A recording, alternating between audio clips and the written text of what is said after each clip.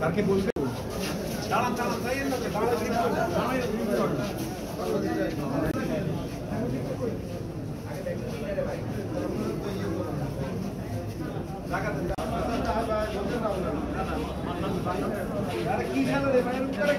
আগে মামলাটা সম্পর্কে জানা উচিত। আমি অ্যাডভোকেট এভিএম জাকারিয়া, আমার সাথে আছে আমার আইনজীবী বন্ধুরা আছে আমাদের দলীয়, এবং এই মামলাটা একরামূলক বিপ্লব যুবলীগের আহ্বায়ক, জেলা আহ্বায়ক, তিনি বাদী হয়ে মামলাটা ম্যাজিস্ট্রেট কোর্টে দায়ের করেছে।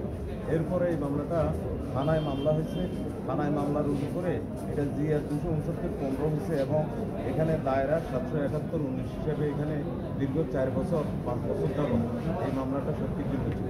ইতিমধ্যে 4 জন সাক্ষী দিয়েছে।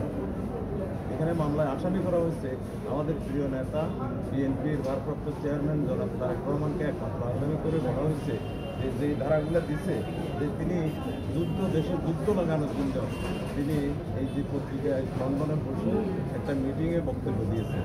তিনি এই যে তাদের কর্মকর্তাকে কটূক্তি করেছেন, শেখ হাসিনাকে কটূক্তি করেছেন, এই ইয়েতে দেয়া এই 121, 121-এর ক, 121-এর 24-এর ক, 123-এর ক, এই ধারাগুলোতে রাষ্ট্রদ্রোহিতার মামলা আনা হয়েছে।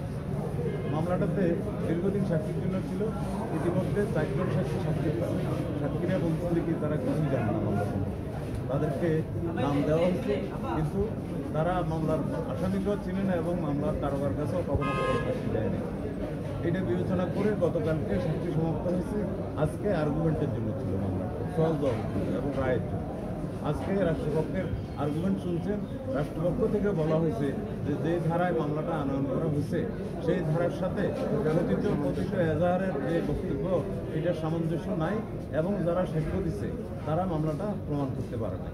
এসব বিবেচনা করে আমাদের স্পেশাল জাজ, জেলা দায়রা জজ এবং স্পেশাল জজ বিচারক জনাব আহসান তারেক, তিনি মামলাটা আজকে রায় ঘোষণা করছেন, এবং এই রায়ে আমাদের নেতা এবং এই মামলার একমাত্র আসামি যাকে করা হয়েছে, অত্যন্ত দুঃখজনক যে ওনাকে করা হয়েছে রাজনৈতিক কারণে, রাজনৈতিকভাবে হেয় প্রতিপন্ন করার জন্য এই মামলাটা দায়ের করছে। সেই মামলা থেকে তাকে বেকসুর খালাস প্রদান করছে।